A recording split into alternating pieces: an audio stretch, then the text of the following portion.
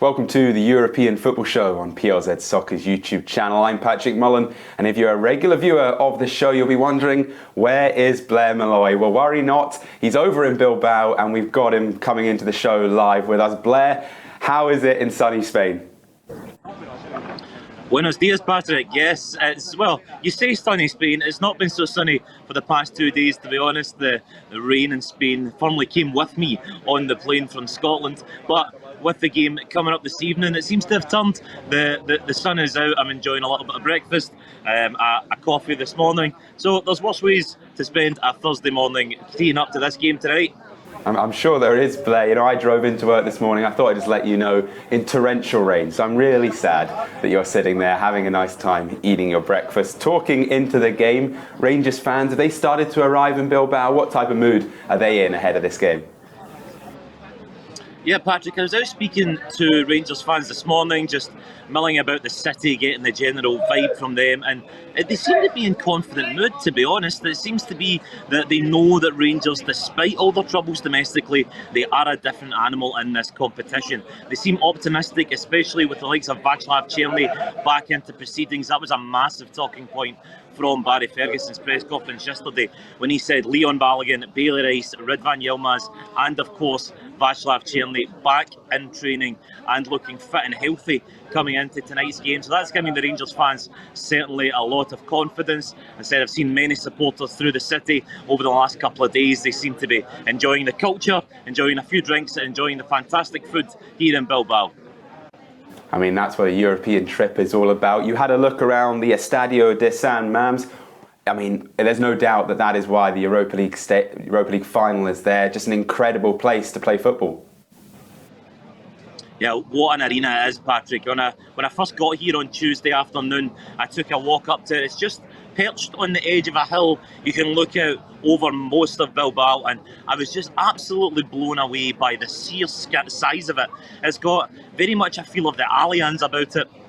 A massive bowl around the outside, and it really dominates the skyline. And then I was fortunate enough yesterday to have a little bit of a look around after Ernesto Valverde's press conference. I went in, got to see round about the Stadium Bowl, even got a little look pitch side, and it's very intimidating, seeing the corner of the away section up to the far right. And it's certainly a stage that is befitting of the game that we're going to have tonight. And given that the final is going to be here as well, it will certainly be an incredible occasion.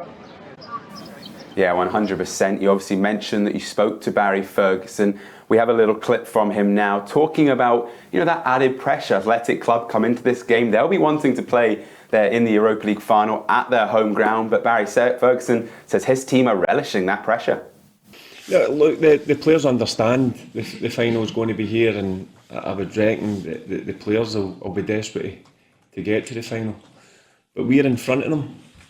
We need to go and show that we're desperate to get to a final. But we've got a big 90 minutes or a big 30 minutes in extra time when it could get into the penalties. But we're fully prepared, and we understand that obviously they're going to come at us. There's no doubt about that. But we're going to be prepared for that. So that's from a Rangers side of things, Blair. We obviously saw Athletic Club at Ibrox last week in that 0-0 draw. What have you heard from their camp, and what can we expect from them tonight? Any changes? Yeah, he spoke quite defiantly yesterday, Barry Ferguson, for me. He was asked about the fact that the Bilbao will be the host for the final. He said that he understands that the Athletic Club players will definitely want to get to that final, given it's their home stadium, but we're going to stand in their way, as he said in that clip there. And I think he's confident that this Rangers team, they have a plan and they can go out and execute it. He did make mention, though, it will be absolutely pivotal that they keep 11 men on the park. Robin Propper sent off after 12 minutes in the first leg. It took a gargantuan effort to try and get over the line with that draw back at Ibrox. So if something similar happens here in Bilbao this evening, night for Rangers if they go down to 10. But if they keep 11 men on the park, well, you never know what could happen. They have previous for doing this in European competition, that they can go and get a result when they're not fancied. We also spoke to Captain James Tavernier yesterday. He was doing the pre-match press conference alongside Barry Ferguson. He made some interesting points. He said that he believes that Rangers are in the driving seat for this game, which I think took a lot of us by surprise. Rangers, I think for my money and everyone's money really, are the second favourites, the underdogs going into this game. But he said if Rangers play their game, then they shouldn't have to fear anyone. He was also asked about the ghost perhaps vanishing those memories of Seville in 2022. He said he hasn't watched that final back. Maybe that's one for when he hangs up his boots. But there's no reason why they can't go further in the competition this year and maybe even go one step better than in Seville.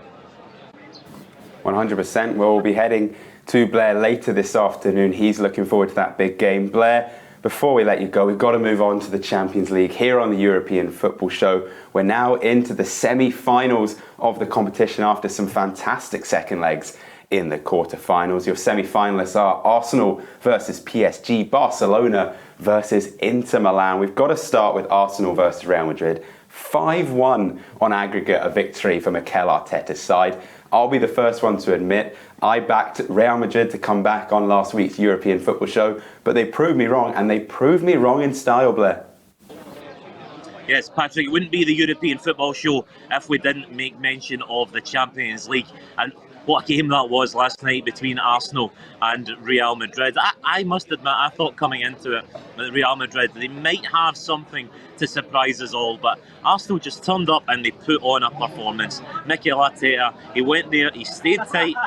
The penalty in the first half, I mean, if you're Bukayo Saka's manager, you're asking him at half-time what on earth he's thinking. Just drill it down the middle, put it in, and the game is over. But they did get there in the end, and a nice little footnote, I was watching it in a bar last night here in Bilbao, and when Arsenal scored to make sure that they were through, you would have thought it was an Arsenal supporters club. They're not particularly big fans of Real Madrid here, but an excellent performance from Arsenal. And now that they've put out Real Madrid, really, there's no one to fear for Arsenal. There's a massive psychological boost from beating Real Madrid so heavily over two legs, and you'd have to say they'll fancy themselves for the entire competition.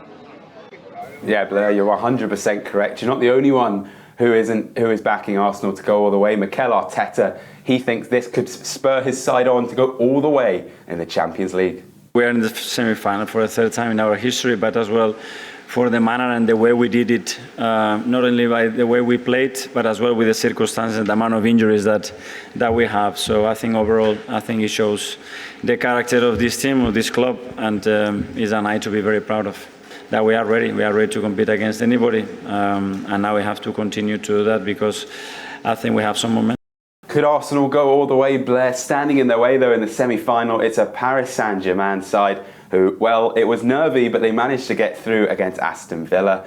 A 5-4 victory on aggregate, despite a 3-2 defeat on the night. I have to be honest with you, on Tuesday night, I was feeling a little bit under the weather. I saw PSG, they took those 2 early goals, and I thought, you know what? A nice early night in bed for me. I was kind of just chilling, thought I'd give it maybe 5-10 more minutes of the game before I headed through to bed, and bang, bang, bang, Aston Villa, they came back firing, and what a match it was. Yeah, it was definitely game of the week, Patrick. I think find a few people who would disagree with you there.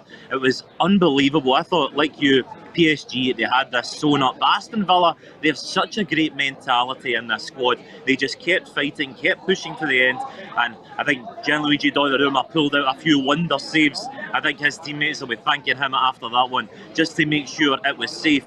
A little word for John McGinn. I thought he was absolutely spectacular the other night, doing Scotland proud on that stage. An excellent goal. I know it took a little bit of deflection, but a brilliant goal nonetheless. He drove his team forward, and they probably deserved a little bit more on the night, but you'd have to say PSG over the course of this competition have looked very, very impressive. They just look so dangerous up front with that trifecta of Dembele, Kvaratskhelia, and either Desiree Doué or Bradley Barcola. We've talked about it on this show before. They look such a better side without the imbalance, I hasten to add, of Kylian Mbappe. Without him in the team, they're all working for each other. That midfield, they're so compact. And it was a bit nervy against Aston Villa, but hey, who doesn't need a bit of luck at this stage of the competition? I think PSG, they'll be another team who'll be fancying themselves to go all the way, but I say that every team at this stage, Patrick, will fancy their chances of winning it. And for me, one of the potential winners is in the other two.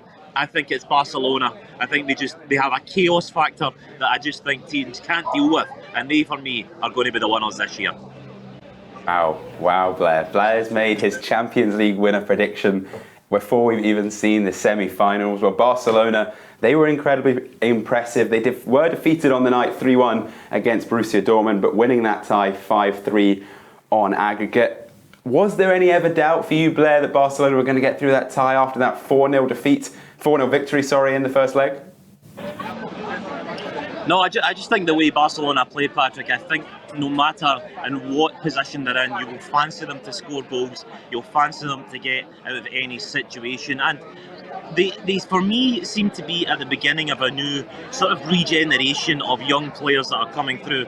You look at the likes of Pedri, Marc Casado, Pau Cubarsí, Lamine Yamal. These are all young guys coming through La Masia, really a strong knit group that made Barcelona so dominant in the past decade or so, when you had the likes of Xavi, Iniesta, Carles Puyol, Sergio Busquets. They were the core of that team that had so much success. And I know it's early, I don't want to go too early on the future of this team, but it looks as though if they can keep them all together, they could do something very, very special indeed.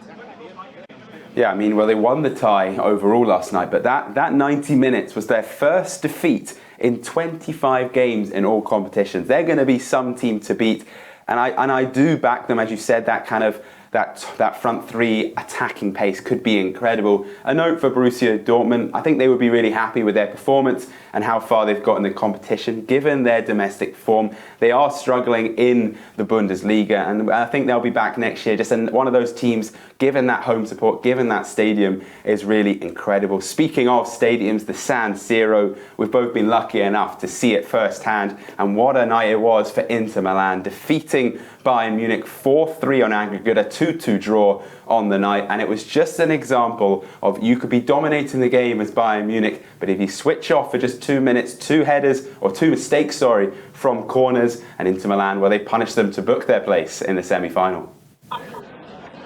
I've mentioned it before, Patrick. Inter Milan, they are just such a complete team. Defensively, I think that sets them apart from all the other sides in the competition at this stage. And when you've got a guy like Lautaro Martinez up front who can take his chances, then you've always going to have a chance. I felt a little bit sorry for Harry Kane, I must admit. That was an excellent finish to put Bayern Munich ahead. I thought when they scored, I went, oh, okay, Bayern Munich, they're stepping up their game tonight. This could go all the way. But Inter Milan at San Siro, they are very, very impressive. They're the best team in Italy, and for me, they're one of the best teams in Europe. They always get overlooked when the conversation comes to Champions League winners, to the best teams, but they are a complete package, and I wouldn't be surprised to see them go all the way to the final as well. It really will be a mouth-watering tie in the semi-final. Barcelona versus Inter Milan. Blair, fancy a little trip out for the European football show? Well, Patrick, I'm becoming accustomed to these trips now, so we'll see if we can organise one to Barcelona potentially.